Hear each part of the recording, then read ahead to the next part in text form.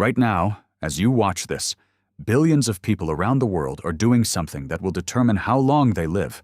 They're not exercising, they're not eating, they're not taking supplements, they're sleeping.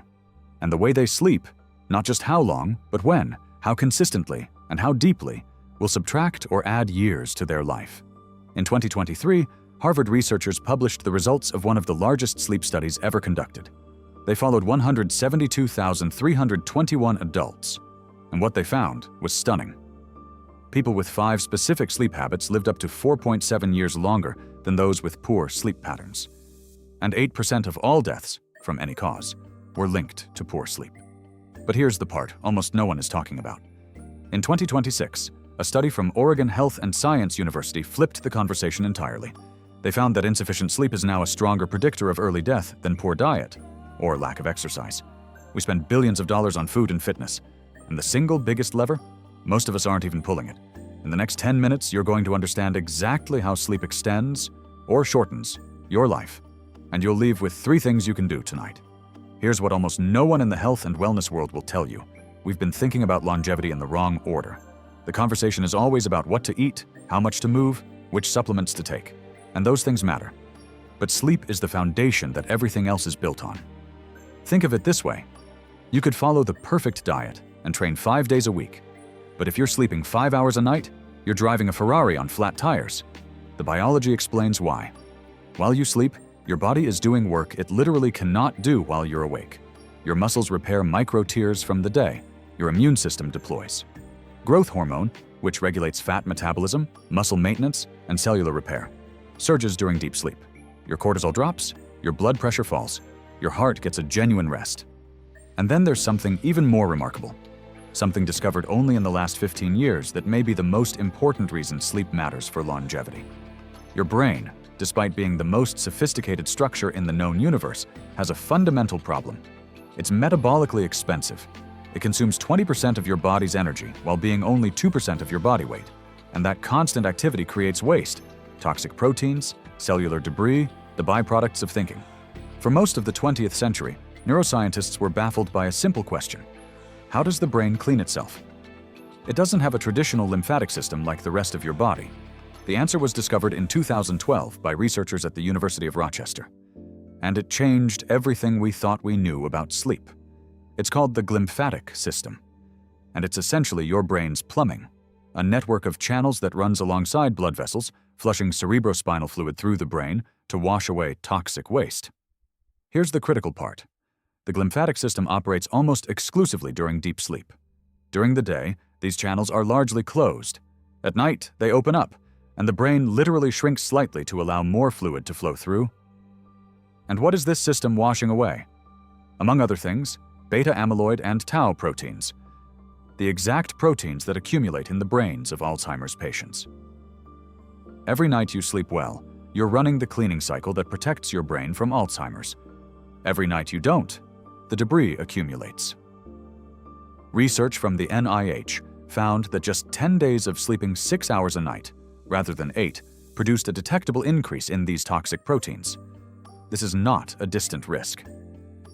This is happening right now, in your brain. Every night you choose to shortchange sleep. Sleep is not doing nothing. Sleep is doing everything. Now here's where the science gets genuinely surprising. Most people, when they think about improving their sleep, think about one thing. Hours. How many hours am I getting? 8 hours is the goal. We all know this. But in 2024, researchers from Oxford University published a study that should have made front-page news. They tracked 60,977 people wearing accelerometers for 7 days, measuring not just how long they slept, but how regularly they slept. Their finding, sleep regularity, going to bed and waking at consistent times, day after day, was a stronger predictor of mortality risk than total sleep duration. People with irregular sleep patterns, even if they got enough total hours, had significantly higher risks of all-cause mortality, heart disease, and metabolic problems. Why? It comes down to your circadian rhythm, your body's internal clock. Nearly every cell in your body runs on a 24-hour biological timer. Your hormones, your immune system, your metabolism, your digestion. All of it is choreographed around this rhythm.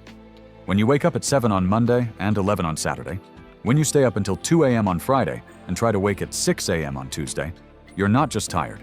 You're creating what researchers call social jet lag. Your biology is operating in one time zone while your schedule demands another. And social jet lag has been linked to higher rates of obesity, depression, cardiovascular disease, and shortened lifespan. The practical implication is profound. You don't need to add hours to your sleep, though that helps too. The single highest leverage change you can make is this: pick a wake-up time and protect it. Not sometimes, not on weekdays, every single day, including weekends. The Oxford researchers found that sleeping roughly the same amount every night, even if that amount was slightly less than ideal, was protective. Variability was the killer. So let's go back to that Harvard study. Because the researchers didn't just find that sleep matters, they identified the specific 5 sleep habits that, together, predicted 4.7 extra years of life. Habit 1. Ideal sleep duration of 7 to 8 hours. That's the sweet spot, validated across more than 1.3 million participants. Below 7 hours, mortality risk climbs. Above 9, the same. Duration is your entry ticket. Habit 2. A consistent sleep schedule. Going to bed and waking at the same time, varying by no more than 30 to 45 minutes, even on weekends. This is the Oxford finding made actionable. Habit 3. Falling asleep easily. People who regularly take 30 or more minutes to fall asleep show significantly worse health outcomes. Ideal sleep onset is 10 to 20 minutes. If you're taking longer, screen light, caffeine timing, or elevated stress are the usual culprits. Habit 4. Staying asleep. Frequent night waking, more than twice per night, was associated with elevated cardiovascular risk. Key disruptors: alcohol, an overheated bedroom, and late meals. Habit 5. No reliance on sleep medication. The Harvard data found that regular sleep medication use was associated with worse outcomes, not because medication causes direct harm, but because it signals an underlying problem that isn't being addressed at its root.